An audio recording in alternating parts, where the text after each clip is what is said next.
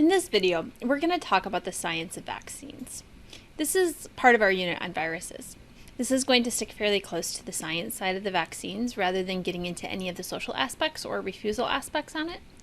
Additionally, I'm going to avoid adding anything about the COVID-19 vaccines for the most part, as that's likely to need updating regularly as the science is coming out really quickly and changing really often, and so I want to do that in a separate video. In the vaguest and most general sense, vaccines work through tricking the immune system into reacting to an agent that is similar in some way to an infectious agent that you want to vaccinate against. The immune system can then learn to fight off the fake invader, so that when the real thing comes along, it's already pre-trained to recognize and fight off that as well. What that agent is that we introduce varies a little bit, and this gets us into the types of vaccines. Before we talk about the specific subtypes and how they are made, let's talk about more generally what is required for a successful vaccine. Firstly, we need it to be safe. If we were to give someone the measles vaccine and it gave them the measles, while that would confer immunity, we wouldn't really be a vaccine so much as giving someone the disease, which is obviously not ideal. Similarly, and yet distinctly, it needs to be safe. Notice I don't say that there should be no side effects, but rather that we need to meet some minimal criteria. What that is dictated by how severe and how prevalent the disease is, combined with the individual and societal risk factors. For example, if we were to create a vaccine for HIV which had significant side effects, a person who does not engage in penetrative sex, who does not use drugs, and does not work in a healthcare setting may not find those side effects acceptable, whereas a person who engages in penetrative anal sex, works in a healthcare field, and does injectable drugs may find even significant side effects to be acceptable. In the US, our prevalence of the most deadly diseases is so low that anything other than incredibly minimal side effects are not tolerated. We will generally take a lower effectiveness to avoid even minor adverse reactions, as we'll talk about with the pertussis vaccine in a moment.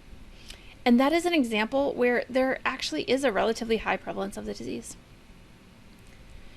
The main side effects of vaccines do lead us into our next section, because the side effects we see are from the body reacting to the foreign invader.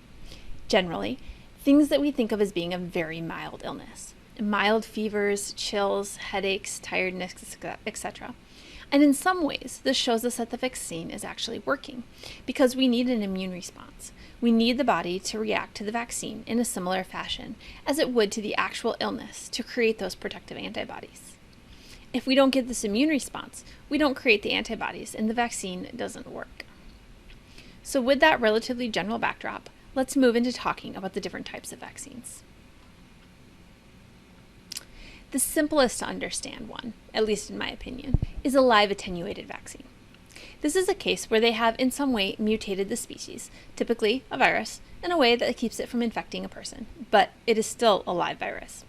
These are generally fantastic in terms of getting a strong immune response. Typically, 1 or 2 doses give a lifelong immunity. Often, how these are created is by growing the virus in conditions which select away from the disease-causing conditions. This can create a virus that is very similar to the infectious virus, but without causing the virus. This virus can then be propagated, and the vaccine given as needed. Famously, this was done for rabies by Louis Pasteur, who developed a vaccine for rabies by inoculation of rabbits. By propagating it through rabbits and then letting it grow in dead, dried rabbit tissue, the virus mutated in a way that was less dangerous to humans. The new rabies could then be used to inoculate humans against the more virulent strains in the general population. There are some issues with this. The first is pretty unlikely, but I'll mention it nonetheless. Because it is alive, it theoretically could mutate back.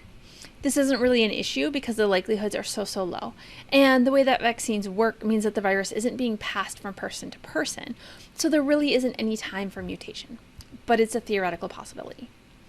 The bigger downside is that it cannot be given to immunocompromised people. Something that is completely safe for those of us with a fully functioning immune system could be really dangerous to someone whose system can't fight it off. That means that the most at-risk groups can't be vaccinated, relying solely on community immunity. The other issue is that it requires refrigeration. This isn't a problem in the US, but if you were trying to inoculate rural, poor countries without electricity or refrigeration, then this can't really be used.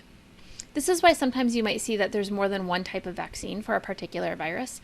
There's often reasons why you might want to use one over another in different areas of the world. And refrigeration is one of those reasons. Another very common type of vaccine is called whole inactivated. In this case, you're using a normal infectious virus, but it's been completely killed.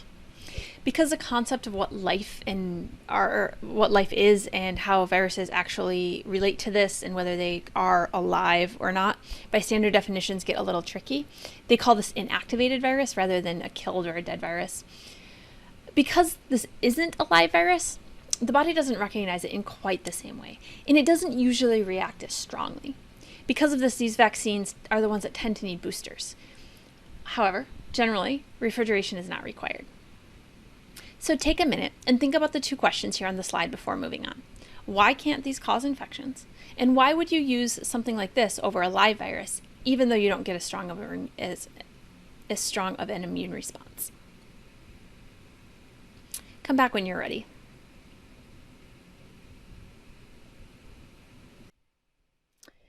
So these can't cause infection because the virus has been inactivated. Without a live virus, there is nothing to cause infection.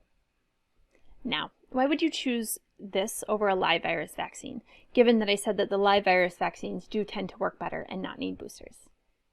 Well, we already talked about one big reason. Not needing refrigeration is huge. Of course, you can also see how the populations that don't have refrigeration are also the ones that are going to be the toughest to get the boosters to. So there's a trade-off there.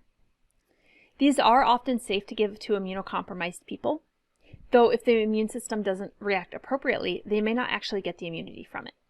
So they'll be safe from any of the vaccine side effects, but they may not actually get the protection offered by the vaccine. It's also possible that you just can't get a live virus vaccine of that disease that has an acceptable risk profile. Or perhaps you can't get it to attenuate in a way that still creates the immune response needed. So sometimes this is just how the science works out. I do apologize for the total overtext on this in some of the following slides. I just want to get kind of all the information in one place for you to see. Subunit vaccines are a bit more complicated since they require some more advanced molecular biology techniques. But the basic idea is that instead of introducing the entire virus, which in some cases may have unwanted side effects, be inefficacious at the safety profiles needed, you could introduce just a piece of the virus that the body can then mount antibodies against. So, for instance, a protein or a polysaccharide that is on the outside of the virus, which you can then teach the immune system to react to. These responses are often quite weak and quite short-lived.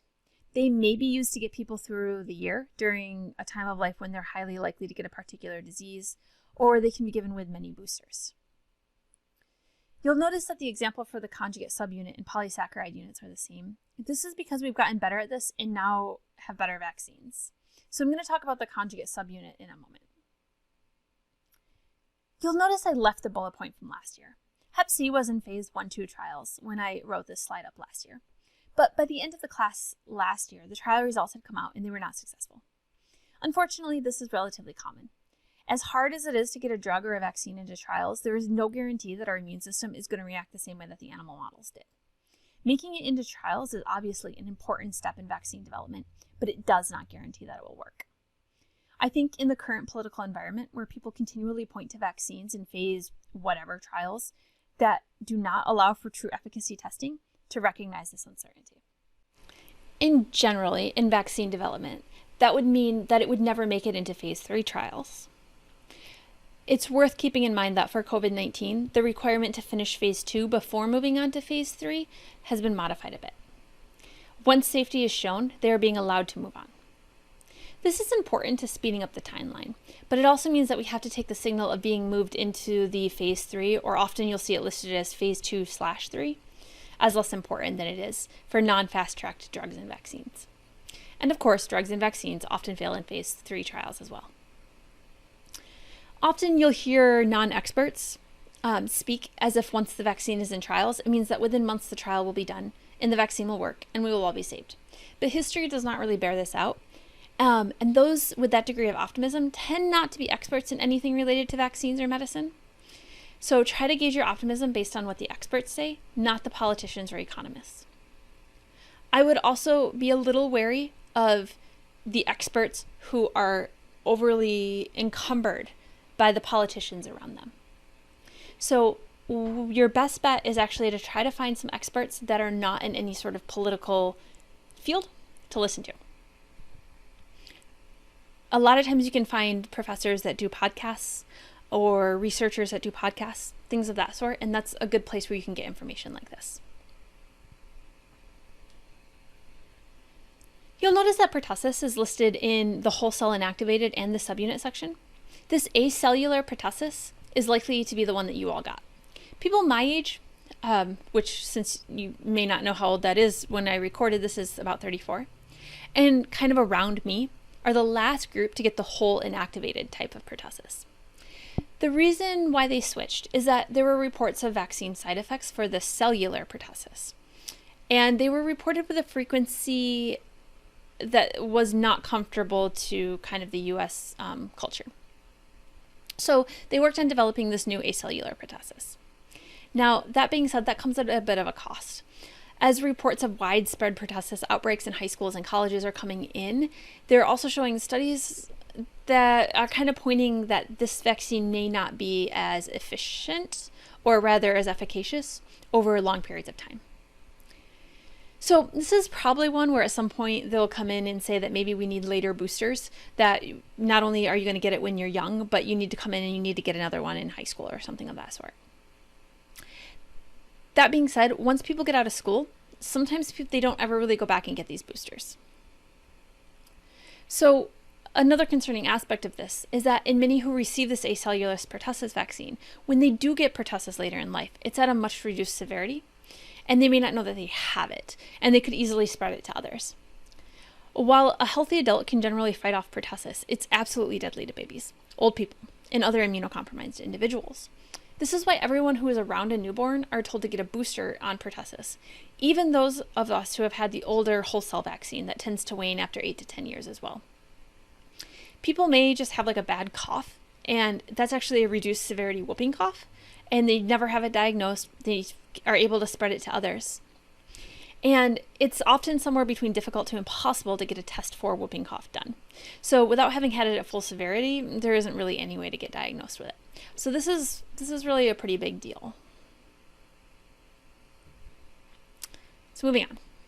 Conjugate subunit vaccines have recently become utilized to improve upon the older polysaccharides vaccines. In this case, the polysaccharide is linked to another antigen in order to create an immune response. This does a better job of creating longer-lasting immunity than the polysaccharides alone.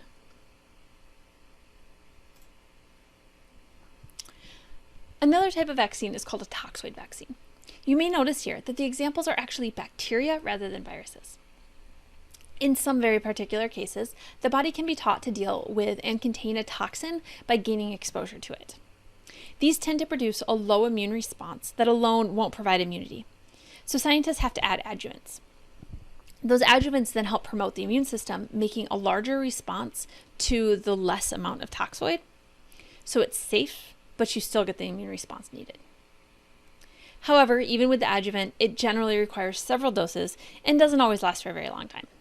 This is why it's generally recommended that you get a booster for tetanus every 10 years, and if you step on a rusty nail or do something else where you might need it. Conveniently, with the Tdap vaccine, you actually get your booster for tetanus, diphtheria, and pertussis all in one shot. Though if for whatever reason you don't want the pertussis, there are also vaccines which just contain the tetanus and diphtheria. Now let's move on to some newer, more experimental types of vaccines. The first we're going to talk about is DNA plasmid vaccines. These are often just referred to as DNA vaccines as well, but I like to separate them out from the recombinant vector vaccines that we'll talk about in a minute. I'd like to add in the plasmid to the name, as the NIAID does. The next two slides are going to be a lot of text as well. And honestly, this is more than I've ever really gone into the DNA vaccines before. The reason I always skip this is that they're just so new and experimental that I sort of question the logic of really going over it with this class's audiences. But this is one of the possible options being explored for COVID-19 vaccines. And so I think a bit more time on the cases have been warranted this year. The basic idea behind the function is that the DNA of a particular protein or antigen is introduced into a vector. This vector then gets taken up by the cell, and the cell will start producing the protein. Then, much like the protein subunit vaccine, the body can make the appropriate immune response to the introduced protein. So it's still reacting to the protein.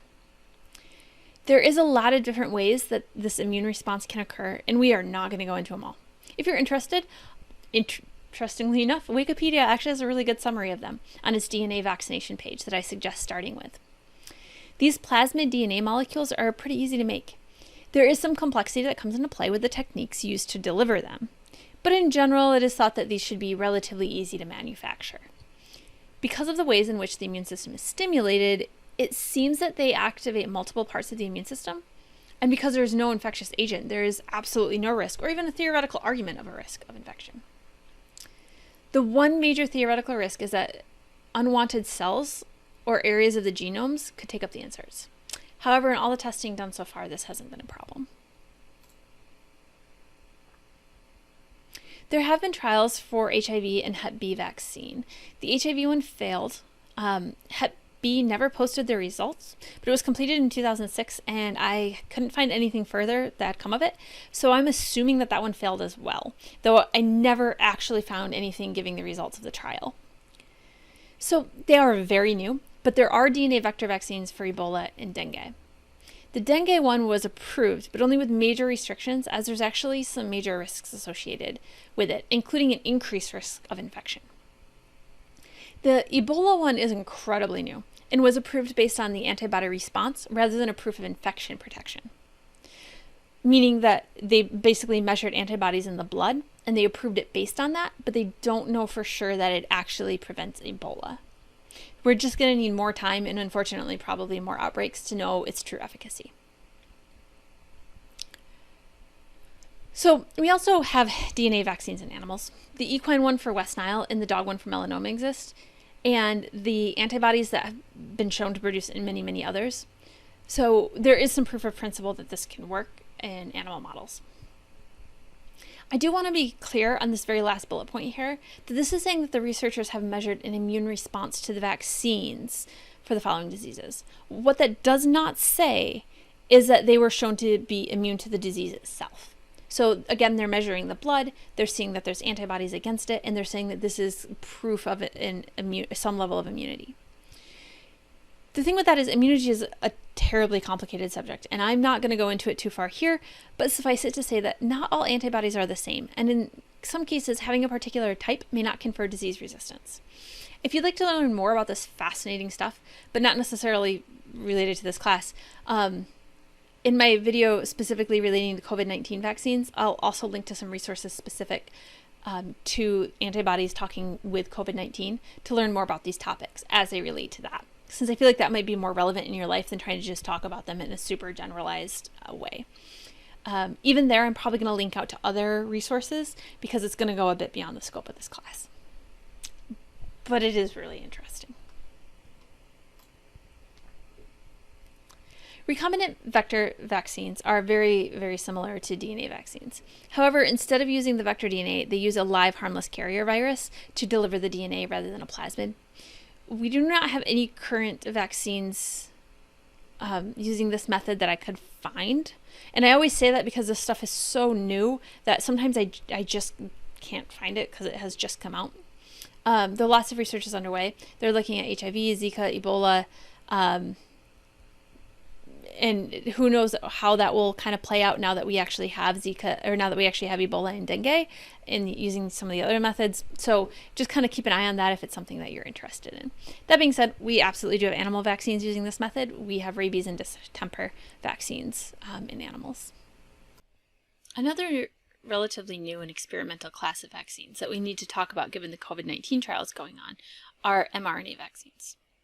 The idea behind this is similar to the subunit vaccine. If you can introduce parts of the virus that the body can react to, then you can have a completely non-infectious vaccine. However, the way it's introduced follows more similarly to the concept of a DNA vaccine. However, in DNA vaccines, you integrate the gene into the genome. This could theoretically cause the issues we spoke about previously. So mRNA vaccines circumvent this by instead introducing, as the name implies, mRNA vaccine. This codes for particular proteins in the virus, and then the human cell machinery will translate the synthetic mRNA into proteins, at which point the body's immune response can react to those proteins. There are also particular types that code for the viral proteins which replicate the genetic material, allowing for continued expression beyond what dose is delivered in the vaccine. This has been shown to have promising preclinical results in many animal trials, and there is a strong likelihood that it will behave similarly in us. I'll discuss the current trials going on surrounding COVID-19 in a different, more recently filmed video so that it can be very up to date. There has been success in recent studies with delivery systems. Most molecules can't just be injected straight into the bloodstream, but rather need some sort of carrier molecule. And this is generally true of mRNA in the vaccines as well. Some of these carrier molecules also seem to modulate immunogenicity, or in other words, the immune cells actually attacking the mRNA, which has been a problem in the past. Though interestingly, this is also often spoken of as useful, as this immunogenicity could create enough of an immune reaction to require less adjuvants. Generally, adjuvants are pretty safe, so I'm not entirely sure of why this is considered a particularly good thing, though it is also one of the components of vaccines most often attacked by anti-vaxxers. It's usually that in the preservatives, so for that alone, I'd be thrilled if they could avoid having to include very many of them. Take a moment and either on your own or in groups, discuss, given all of this information, why we might have vaccines for some diseases, but meanwhile others, like HIV, we do not. And as always, please try and make a good faith effort at thinking on this before moving on.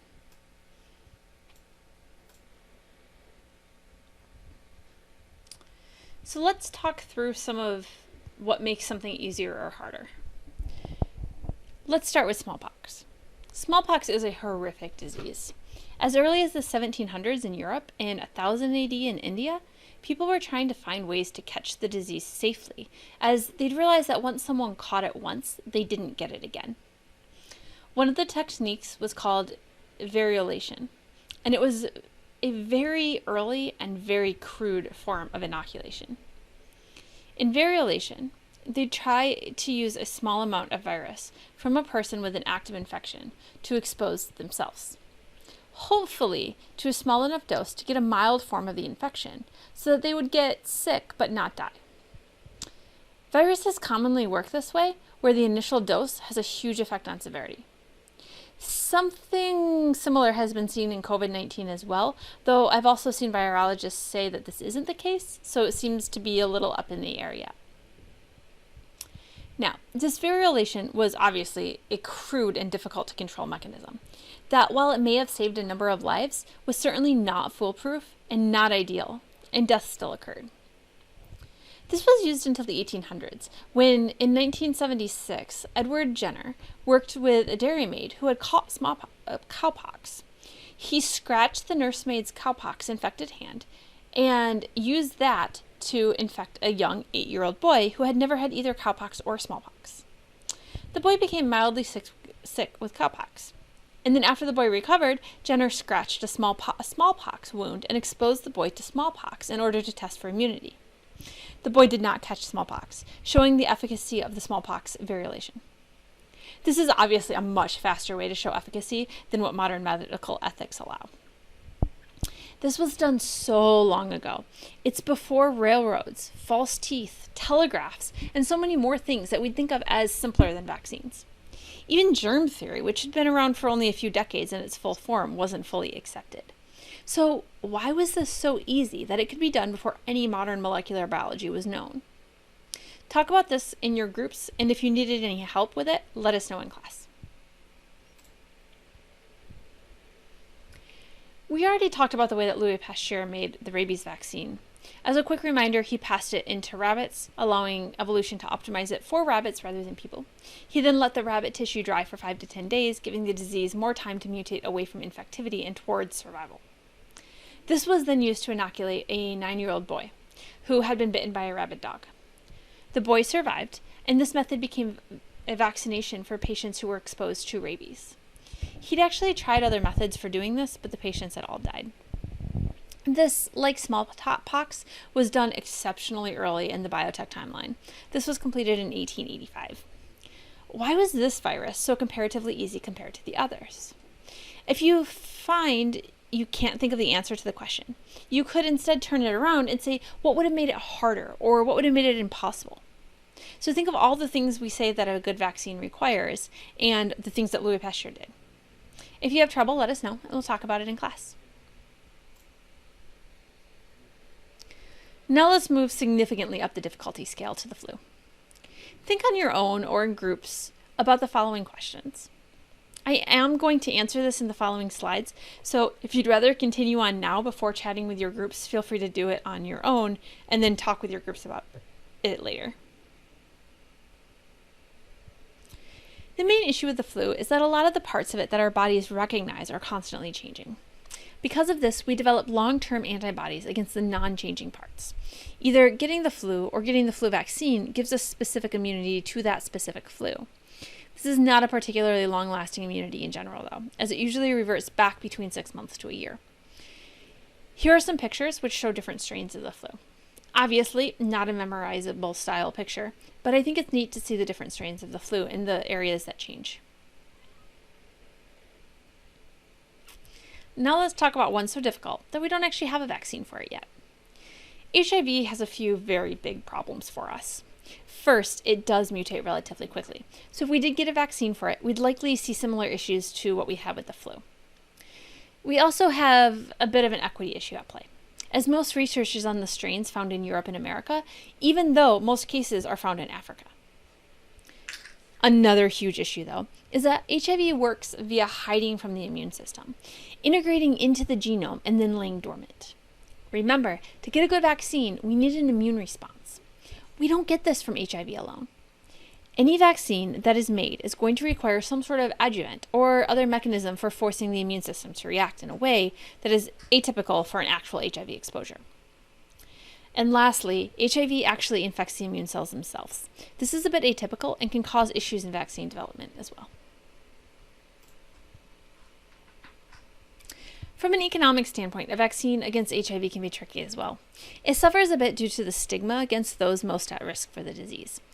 You'll learn more about this in future classes with Dr. Jenks, but the stigma creates an economic impact on the development. Another economic issue that could come up is the idea of compulsory licensing, which effectively circumvents patent laws. This is a way to make vaccines or other medications more affordable. However, by necessity, that also means that it'll be less profitable for the things we talked about in a similar fashion with antibiotics. This is a huge economics issue when you consider that the countries most able to pay higher prices are also the ones with the lowest prevalence of HIV, while most cases are in countries which require the lower costs that would come from this compulsory licensing. However, that doesn't mean that people aren't trying. There have been many corporate attempts and from government agencies.